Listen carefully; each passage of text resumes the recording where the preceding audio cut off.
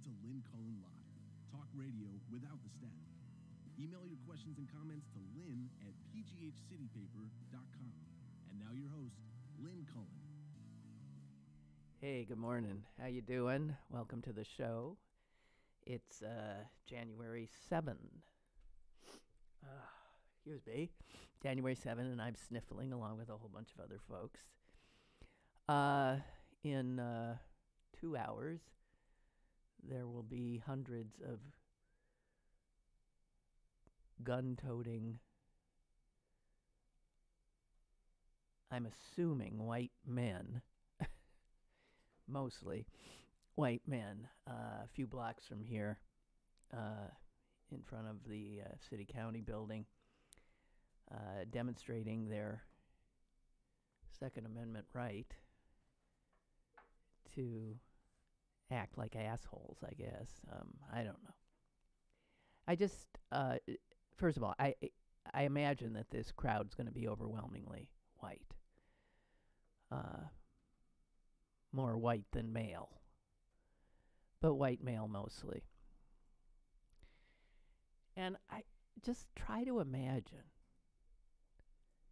if I were to have said in 2 hours, hundreds of gun-toting black men will be in the street just a few blocks from here. I really think a great way to shut down the NRA is for black men to join up and suit up. And because, a black man with a gun is perceived as a true threat, right, for most people. A white guy with a gun, we are being schooled by the white guys with guns who are going to be here, are to be looked at as our saviors. The head of this demonstration, a guy from Erie, Pennsylvania, is quoted as saying in the paper this morning that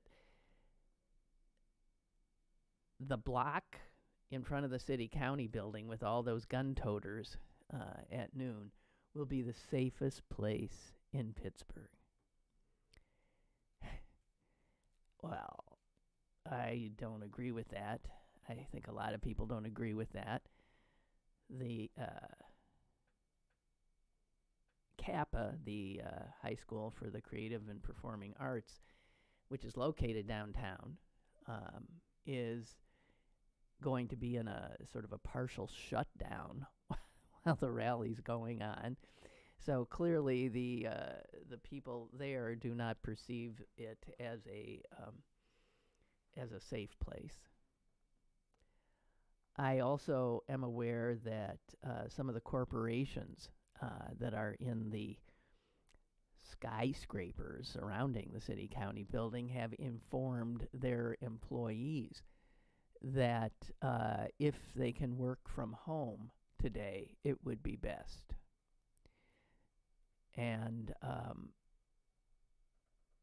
putting up signage, making clear that their buildings are not welcoming to people with firearms. I don't know. America. What a crazy, crazy turn we took. I'm aware there was another shooting, this one in a bowling alley in California, and I thought I saw a headline today saying that police were looking for I realized I haven't even bothered to look at any account of that because, first of all, I believe it was just 3 people killed. That's like nothing. That doesn't get our attention. And I was a little surprised because I always assume that people who do those killings end up dead themselves, usually by their own hand. And, oh no, here's somebody saying I can barely hear you.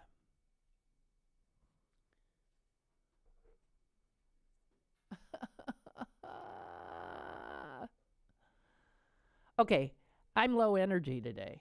I didn't realize how low energy I was till I started talking. And I actually think my own volume is is depressed today. That which is emanating directly from me. So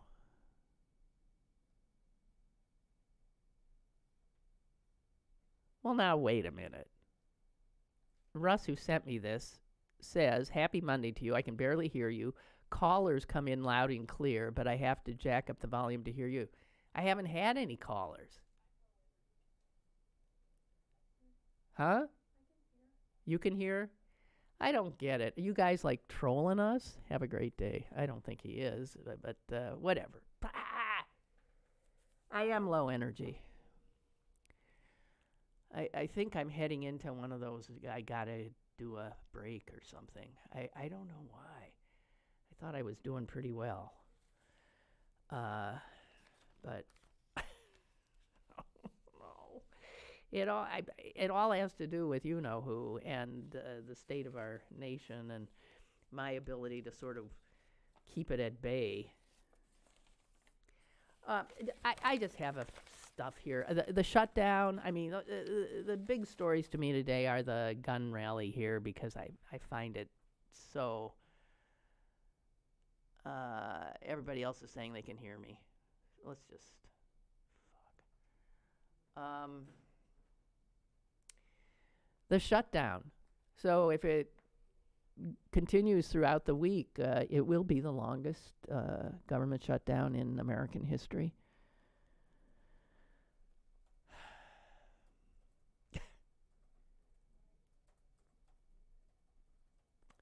I mean, I could talk about stuff going on in Washington, D.C. right now, and or stuff not going on in Washington, D.C. right now, but I really, you know what? I don't want to. It's not that I'm not aware of it. So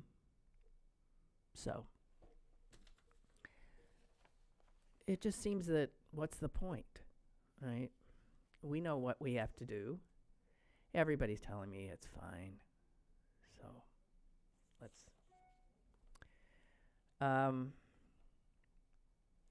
So Hamilton is here now, the musical.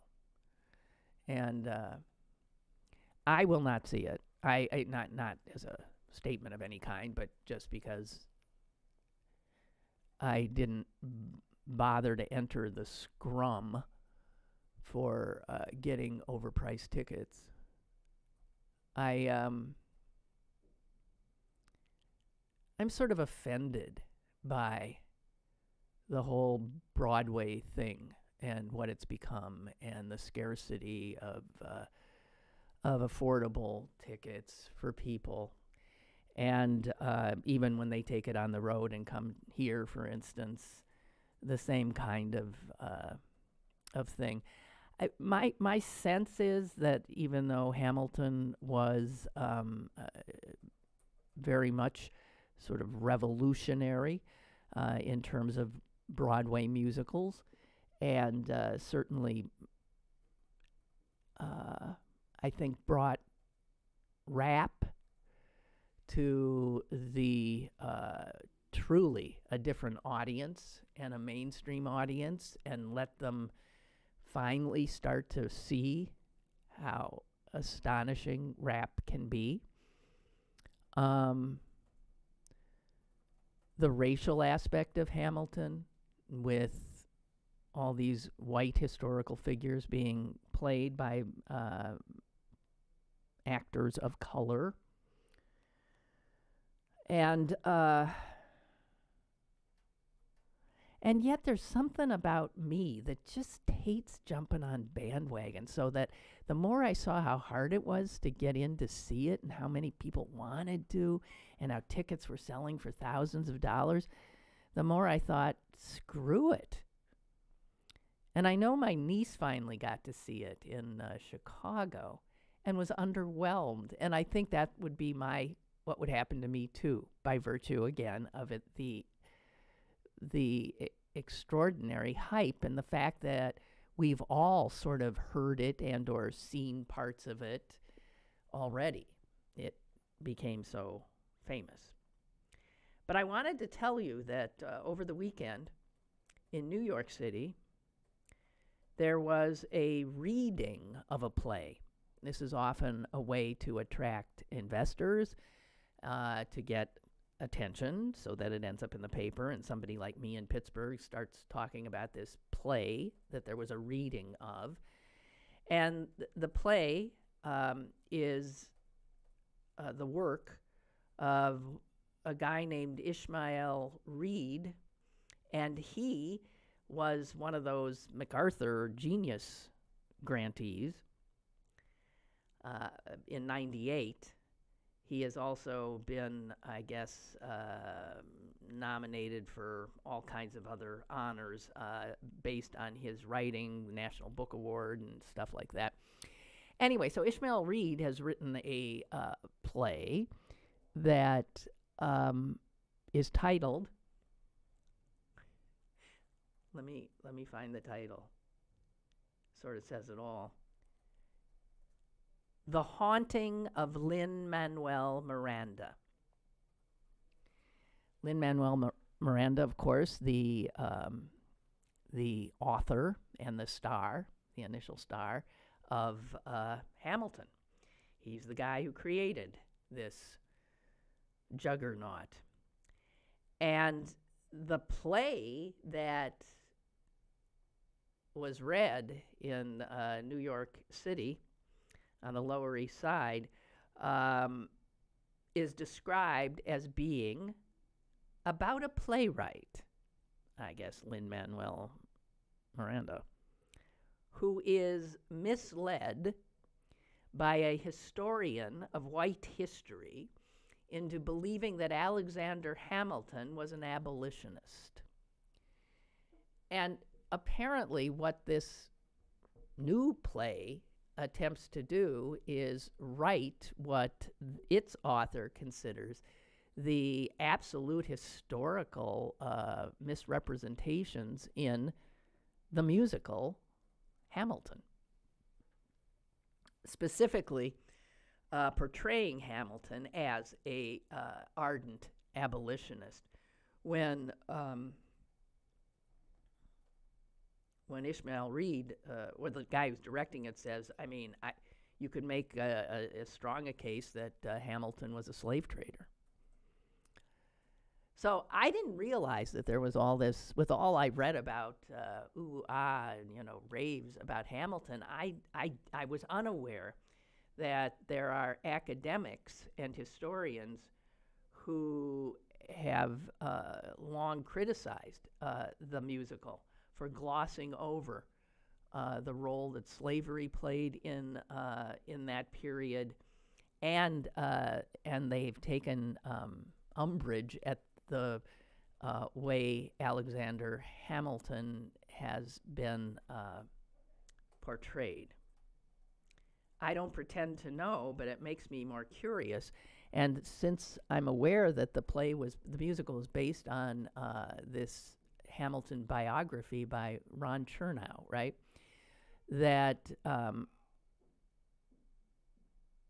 maybe he's the one who, as this other play suggests, misled Lin-Manuel Noriega,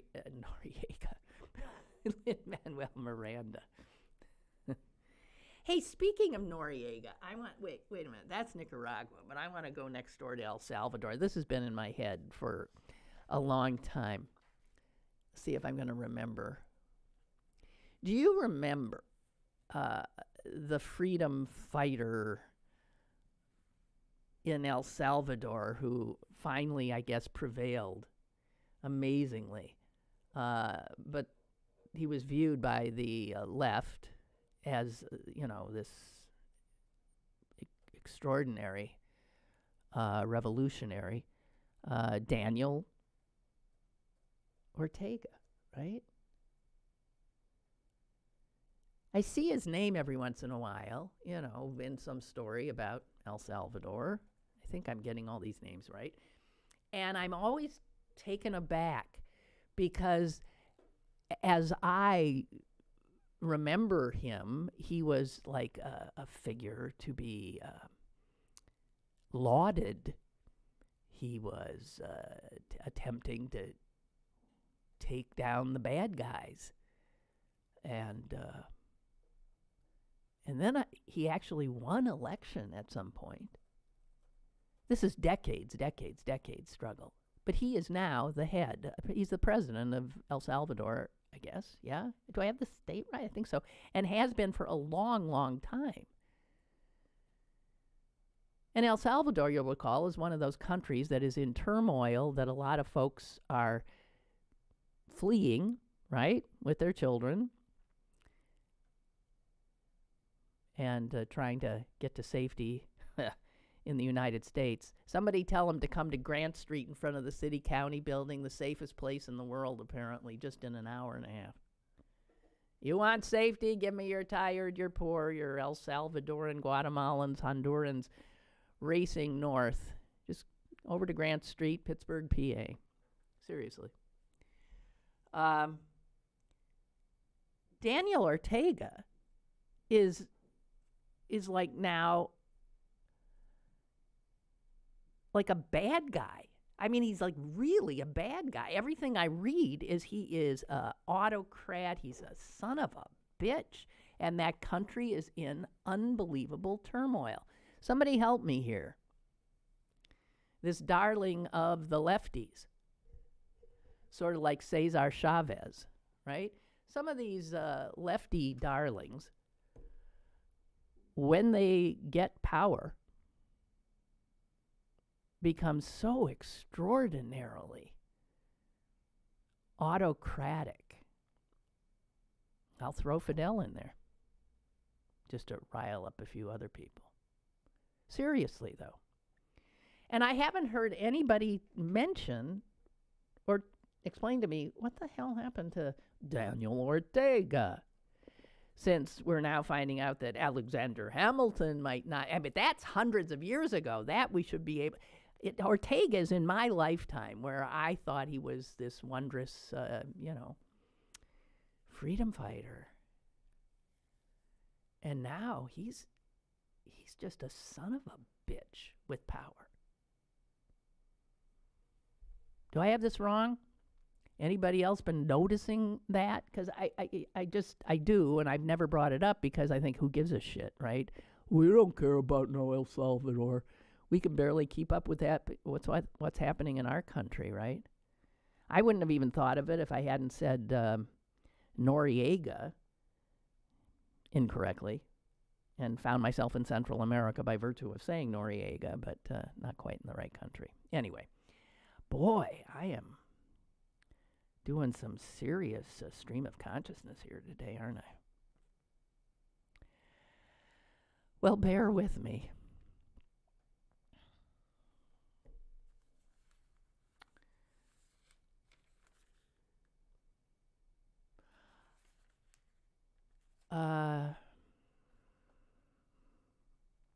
Okay. Have you heard that I was talking to a friend. We have a caller. Okay. Remind me to pick this up. I was talking to a friend about cash. That's it. Okay, money. Let's just remember that, because the state of my mind is such that in another 10 seconds I will not remember it. Caller, hi. Hello. Hi there. Hey. Hey, Lynn, on Friday you had that guy on. Joe. Now this is, yes. And and it's a story of two different worlds. I didn't find the union like he said it was. Now his union might be that way, but if anybody would have threatened somebody with bodily harm, let's throw somebody off a roof, that person would have been off the roof or been fired. So that didn't happen when I worked in unions. I mean, and another thing that happened that people always say, they call them blue-collar workers. I always say they're blue-collar workers with white-collar educations, because 50% of the people that worked in factories, this is such a myth that they say these are uneducated people, can't do anything else. Most of them had college degrees. They were teachers. They were engineers. They had a master's degree. There was vocational building trade skills. I had that. This is not what you think it is. It's not these ones you see at the Trump rallies. These are a lot of educated people because they couldn't find jobs in their field that paid the kind of money the mills paid. That's a myth, and that's the thing the Republicans and the Democrats get wrong. The Republicans just don't give a shit, but the Democrats always go with this education and skills. Well, when they closed up the mills here in Beaver County, they went into a bar, and there was guys sitting around, and they said, "What do you think about this plan about the retraining?" And he says, "Well, that's nice, but I'm sitting here. I have 4 years of college. That guy over there has a master's degree. This guy's skilled in this skill and that skill. It's not the problem that there's not enough skills, and this is where the whole country doesn't get it right. There's not enough jobs in the skills and educated. The system is saturated with educated people, but yet we claim we have to get people from overseas. We have smart people here, but we never do that because it's cheaper to get people overseas, which that's a whole different other argument. But that's the thing that really gets me about this blue collar, which I hate the term, because these are people that are, they take a shower if they go to work every day. Yeah, that's true. But these are educated people that work in these places. It's not all these people, that's all they can do. I've heard that all my life. Okay. They can do plenty of things. The jobs aren't there. And anybody that says they are, they're full of, you know what, because that is not true. Okay. Thank you for that. Yep. Okay. Okay, thank you. Goodbye. Bye. Speaking of the guest he was talking about, that was Joe Pivo, who popped up on Friday and got a pretty damn good reception. Joe got in touch with me today, and we might have him back later this week because he's off again. I mean, he usually can't come on because he's working. For some reason, he's off this week. And so maybe we'll have him back, talk a little bit more. I'd like to have sort of a monthly regular appearance because his is a voice that, yes, I think is important. And as our caller said, we carry around these cartoon images in our heads, and these cartoon images we carry keep us from, I think, moving forward. I'm embarrassed because Gigi, and I thank you, has sent me an article. I'm pretty much right about Daniel Ortega, but I got the country wrong. Why did I want him in El Salvador? He is Nicaragua, so Noriega was the right thing to bring me to him.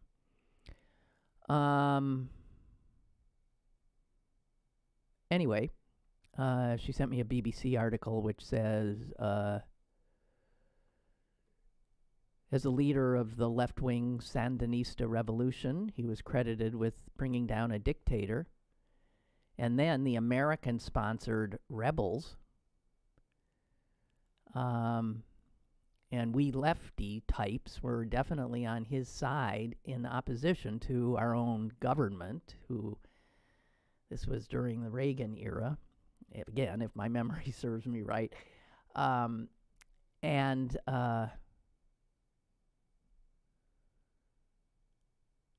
This article says that, now 4 decades later, he is now serving his 3rd term as the president of Nicaragua. And huge protests against his government have led to just hundreds and hundreds of deaths. These are the articles I keep seeing. And the people in the streets are people who say he is nothing more than just another corrupt and authoritarian ruler, and he has come to resemble the very dictator that he deposed. And it is ugliness there, and he is hanging on to power like the good authoritarian that he is. Daniel Ortega.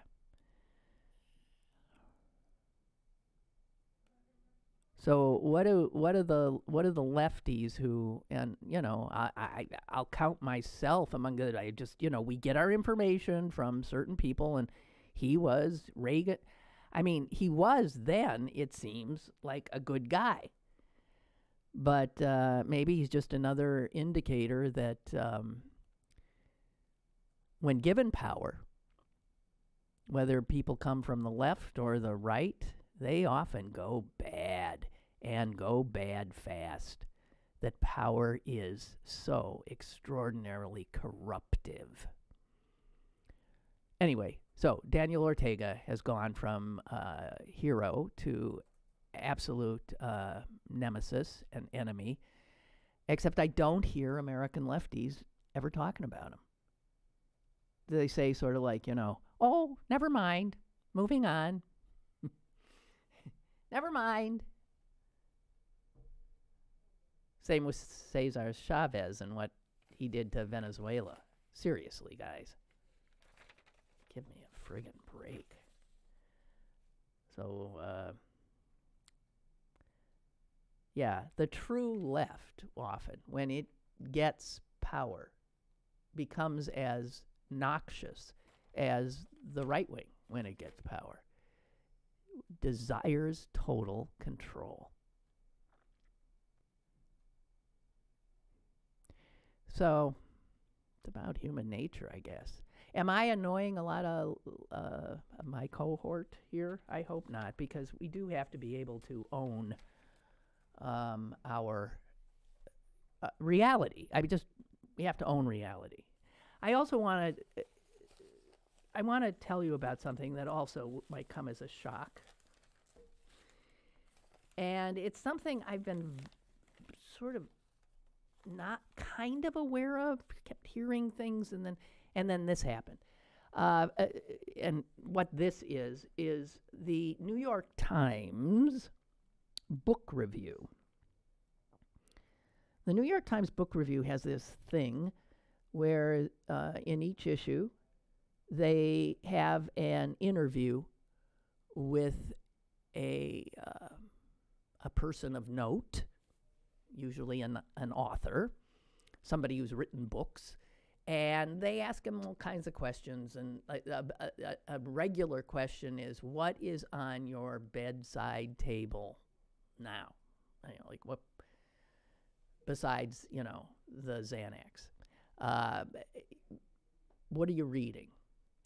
And I always find this feature interesting to see what people I read are themselves reading. And a few weeks ago, the author who was featured was Alice Walker, who is a Pulitzer Prize winning novelist. The book that most of us know her from is The Color Purple, which, as you know, was made into a movie, and that launched Oprah Winfrey's another whole career for her, when it turned out she was a very capable actress on top of all her many talents. Alice Walker said that one of the books on her table was "And the Truth Will Set You Free."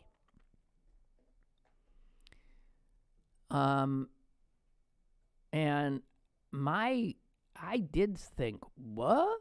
Because I'm aware of that book, "And the Truth Shall Set You Free." It is a book by a British author whose name is David Icke. And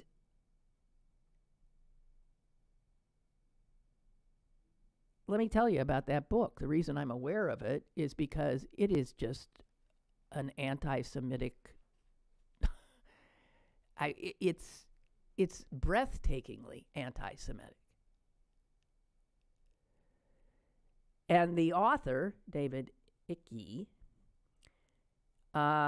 gets his ideas from that, the Protocols of the Elders of Zion, which was some made-up conspiracy theorist's book back in Tsarist Russia, which continues 100 years later to have great power. And this guy repackages all of that shit.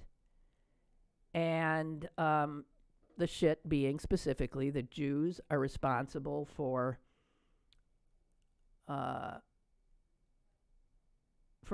organizing all of the things that have befallen them. So that Jews are actually behind whatever that Holocaust thing was. He is a Holocaust denier. He also says Jews control the world and that they organize anti-Semitic attacks on themselves.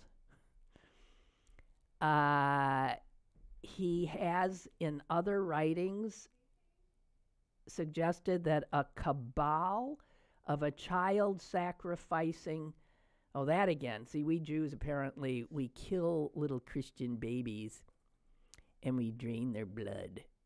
And that's how we make our matzah. You want the recipe? I'll post it. We'll post it. A cabal of child-sacrificing, bloodthirsty lizard people. I'm not kidding you. That many of whom are Jews are secretly running the world. Now, you would think, this is insanity, right? No, Alice Walker, beloved Pulitzer Prize-winning social justice activist, loves this guy. And that's what's on her bedside table. And so when that bit ran, and Alice Walker told us what was on her bedside table, I mean, people freaked. Mostly Jews, of course. And they said to the New York Times, what the fuck? Why would you put that? People will say, oh, Alice Walker, she's reading what? I'll have to go pick that up and read it too. That there was nothing suggesting that this book was this just blatant anti-Jew diatribe. And so Alice Walker was questioned and asked, what are you reading him? Are you kidding me? And she said this. This is after this ran and Jews freaked out. She said this. I do believe he, the author, I do believe he's brave. Brave enough to ask the questions others fear to ask. And to speak his own understanding of the truth, wherever it might lead.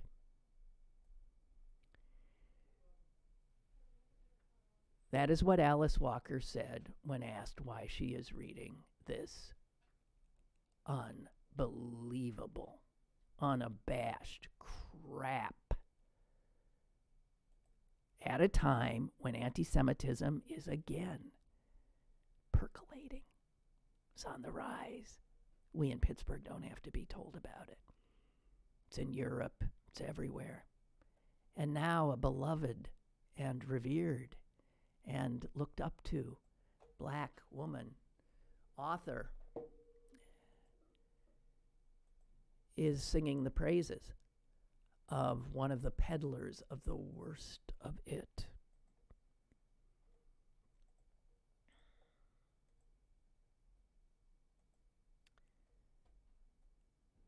By the way, another book that she said was on her table was The Road of Lost Innocence. And that's a book about sex trafficking in Cambodia. And that book, interestingly enough, has also been discredited for years because it has been proven that the author of that had fabricated parts of the story. Anyway, Alice Walker's an anti-Semite. Okay? I just want to say that. And she's just extraordinarily bold, unapologetic anti-Semite. And I just bring it to your attention because I think it's important to know. And it can be like disconcerting that someone who is a vocal feminist and has done all kinds of good work on social justice issues, again, on the left, is, I mean, just that she would promote this. It's like promoting, I mean, the worst. It's not subtle. It's promoting the worst, the craziest kind of anti-Semitism.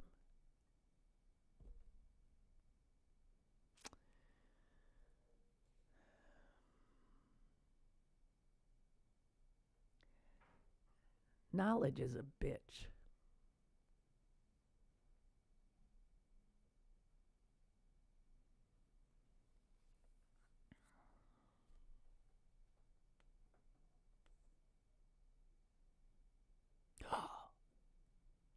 Thank you. Amy has reminded me that I said, remind me, that I was talking about a friend. We were talking about cash. And we were talking about this thing that I started doing when I used to frequent fast food joints. I don't do it as much anymore. I really am trying not to since I've lost my weight and stuff. But one of the things that I would do, because I can, is if I pay with a 20. And then when they give you the cash, the change, I just love saying, no, keep it. and then just moving on. Because I figure that would, that's like a nice thing to do. The whatever it is, $14, $12, whatever it is to me, believe me, I can do, I don't need it. And I think those jobs don't pay much at all. And the young people or older people that are taking, I just think, here, have at least this hour, let you have a affordable, livable wage. And it makes you feel good when you do stuff like that. You don't wait for a thank you or a no or a this or that. You just, then move on. And I had told her I did that. And then she said that she was telling me that she had started to do it. And how it really did make her happy. She said, it's just amazing how that makes you feel good. I said, yeah, well, we're lucky that we have the money to share. So many people don't. And she said, but I'm not doing it. She was saying that she isn't doing it because now if she goes through a drive-through, she gives them a credit card. And I said, you pay with a credit card at a drive-through? I said, I know people do, but she said, yeah, I don't even carry, I have no cash, ever. She said, so, when you're walking on the street and there's maybe somebody who's begging, let's call it what it is, for some spare change, some money, she says, I never have any. Sometimes I feel like I want to give it to them, but I don't have cash. And so we started thinking about how the fact that a lot of people don't carry cash anymore, how that does impact poor people. The guys who don't have plastic. And then I read this thing, I forgot where, the Wall Street Journal. This whole article about people are bumping into situations where they try to pay in cash and are told we don't accept cash. That there are even some Starbucks, apparently, that don't accept cash.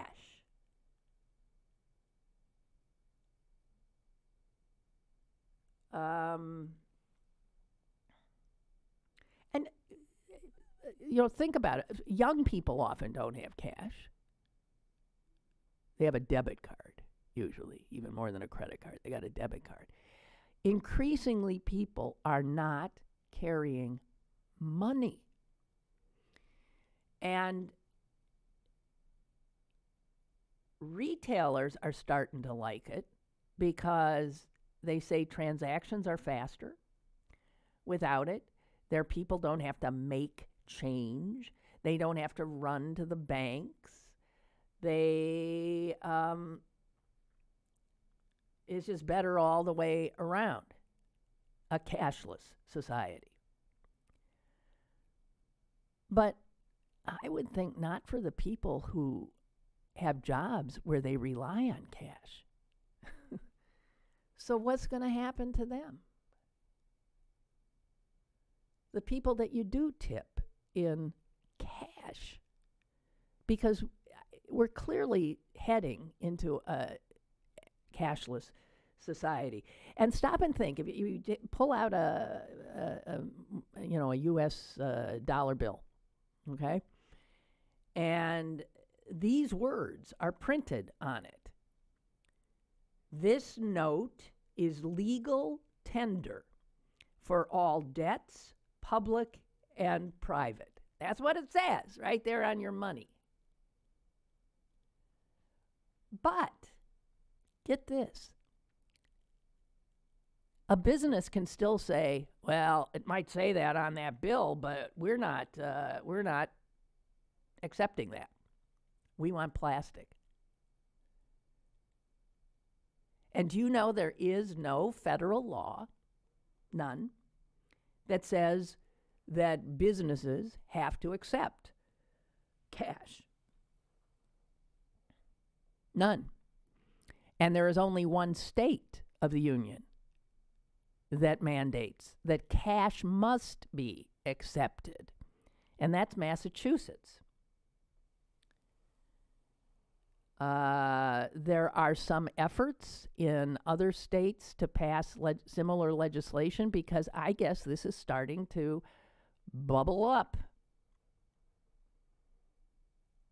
There's an effort in New York City by their council, also in Philly, in big cities where people's lifestyles are such that they operate in cash.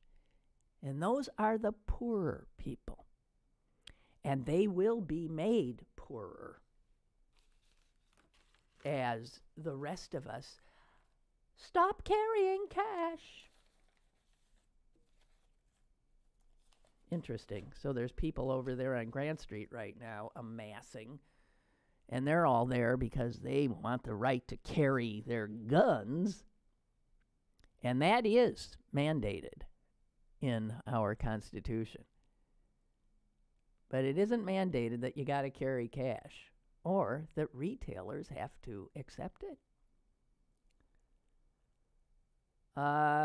Only, just a few other little facts here, just so you know where we're going. Only 30% of commercial transactions in this country now are handled in cash. Only 30%. So that's me at the drive-thru, and I still use cash. I do. I often will pay in restaurants in cash because I know wait staff, they like people who live by tips like cash. Let me tell you.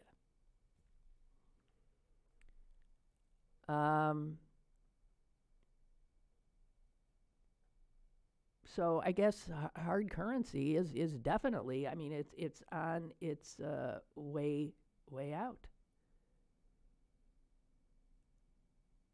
Hard currency can be counterfeited. If you deal in cash, you still gotta, try to balance out your cash drawer at the end of a day. You wouldn't have to do that anymore. For the commercial establishments, there are definite positive. But I'm thinking about the maids in hotels. I'm thinking about the doormen. I'm thinking about the valets. I'm thinking about, waiters and waitresses. I'm thinking about street musicians.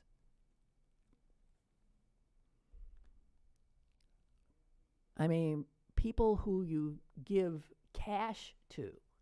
That's how they make their living. And increasingly, more and more people aren't even carrying it. So it's not even a possibility that they can give. The Salvation Army bucket people. That'll be gone. So it's just something to, I don't know, ponder. Also, this sense of, I've been very troubled by this. They've uncovered another effort to hoodwink voters in Alabama. And this is an effort that was promulgated by Democrats. So, used to be if someone was playing, dirty tricks like that, it was Russians or Republicans. And now they are uncovering the same kind of crap. This is stuff on Facebook that is an effort to mislead voters.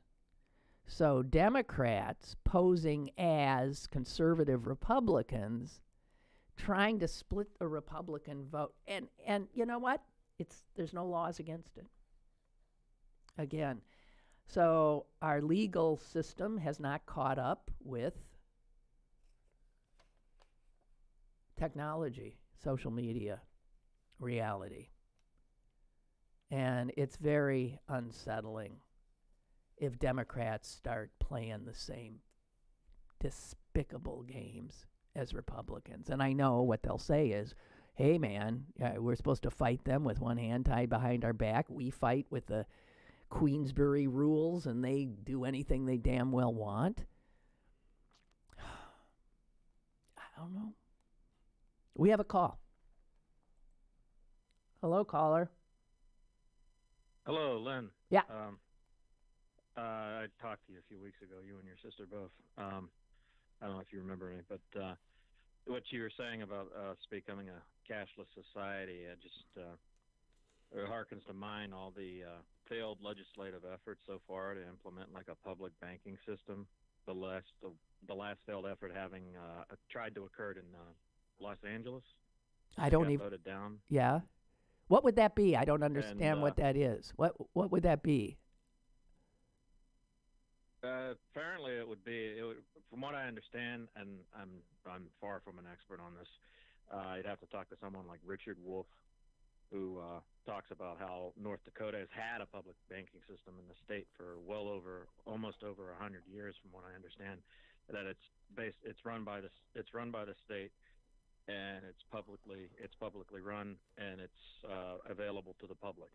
And it's more democratic that way. You don't have all these restrictions, like if you use a debit card and try to extract money from, if you have Key Bank or Keystone Bank, whatever they are now, First Niagara, and you try to go to PNC and you have a $3 surcharge for trying to get money that you yourself worked your ass off to, acquire.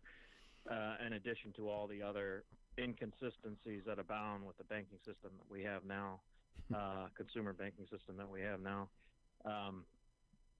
There were also talks about implementing a public banking system that would have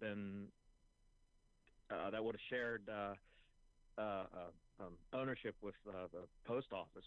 From what I understand, there was a guy on C-SPAN a few years ago that I listened to on the Washington Journal who went into great detail about this, but I only remember about 10% of what I watched. And there's also, I don't know if you can see the comments on YouTube.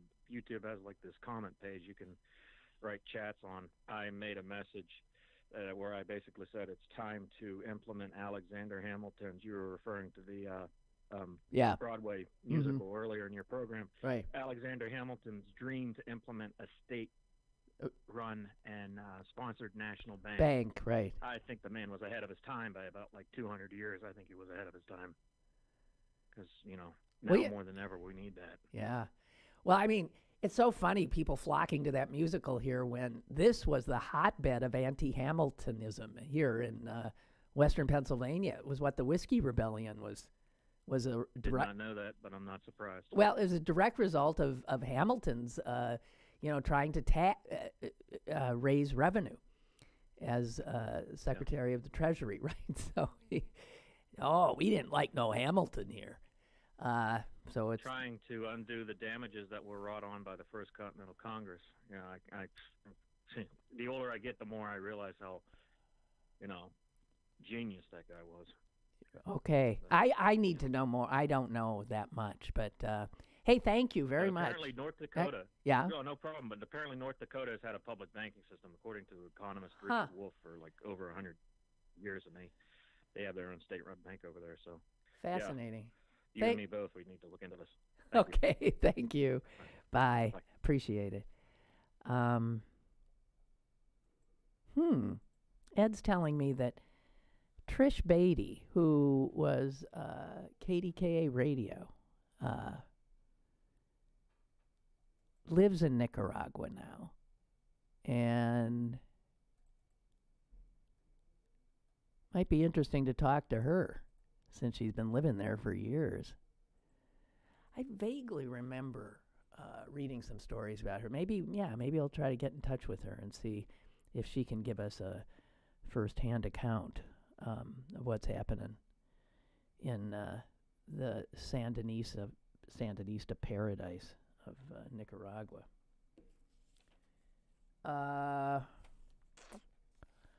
Oh my.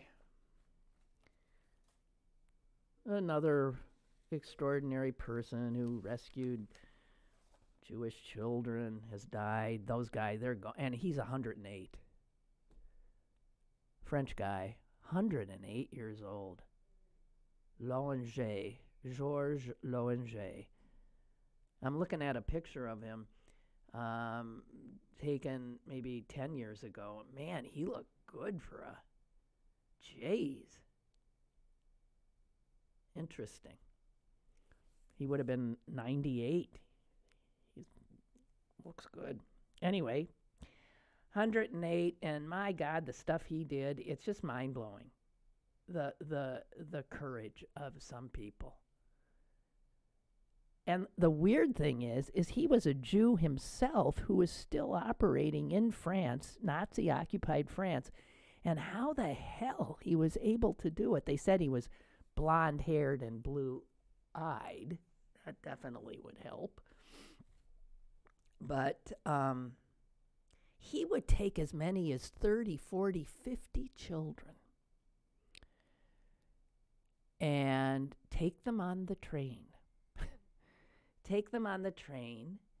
And they would get off the train at this little village near the Swiss border. And the mayor of that village and some of the railway workers were also part of the resistance. And so they would help facilitate this. And he would be taking the children supposedly to a camp, camp experience. And so when the train would stop at this little station, the kids, who were all given false identifications, and these are kids whose parents had already been killed or were in concentration camps, were gone. So these are orphans. And the people who were in on this would put up signs when they knew the kids were coming in that said, "This exit for campers. They and so it looked totally legitimate, and the kids would go in there, and they would be fed, and they would play games in there until nightfall. And at nightfall, they would be taken into the forest, and they would meet up with another resistance fighter who would get them to the barbed wire fence in between the countries, and they would get them through the fence, and they'd be handed off to another resistance fighter on the other end.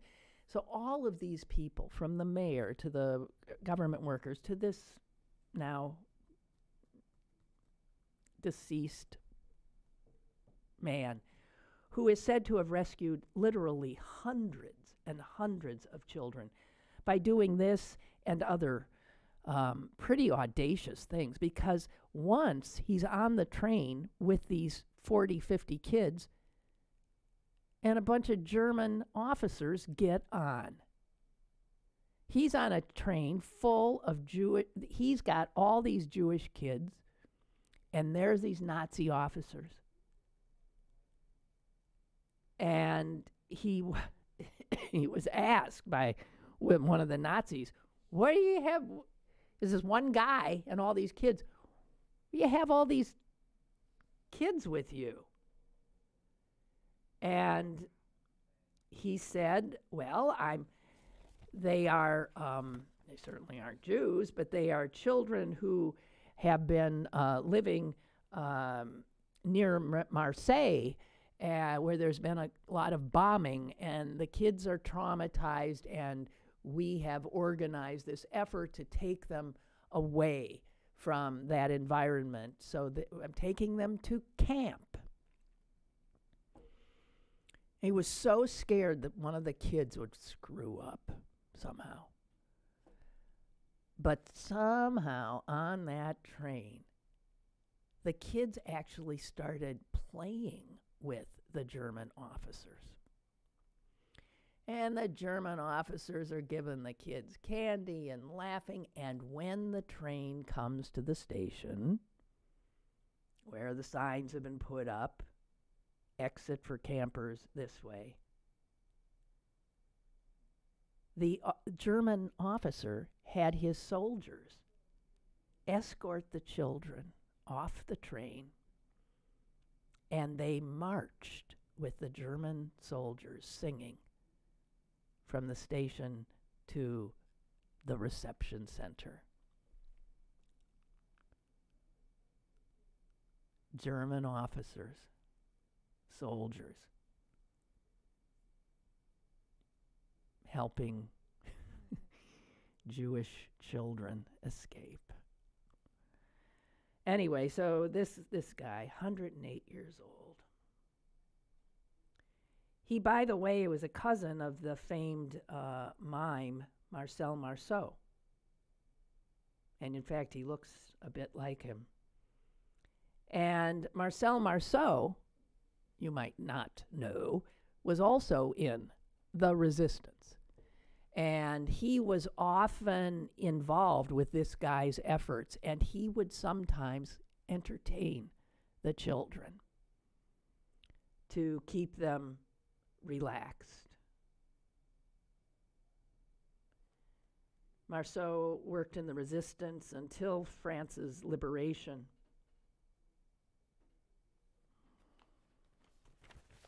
So anyway, yeah. But of course, don't ask Alice Walker about any of that, because she'll say it's fake news. Alice Walker will say that that is not true, and that courageous people know that is not true. All right, guys, I guess that's it. A strange one, to be sure. My sister, I think, will join us tomorrow she's now out in California, so she'll be complaining about getting up too early, but, to heck with it. She didn't have anything to do except go back to bed. That's what I'm saying. Anyway, I'll see you tomorrow. Bye.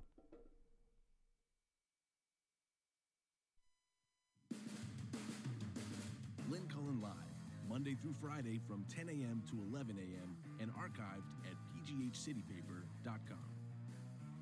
The opinions expressed on Lynn Cullen Live are those of the host and do not necessarily reflect the viewpoints of Pittsburgh City Paper or its advertisers.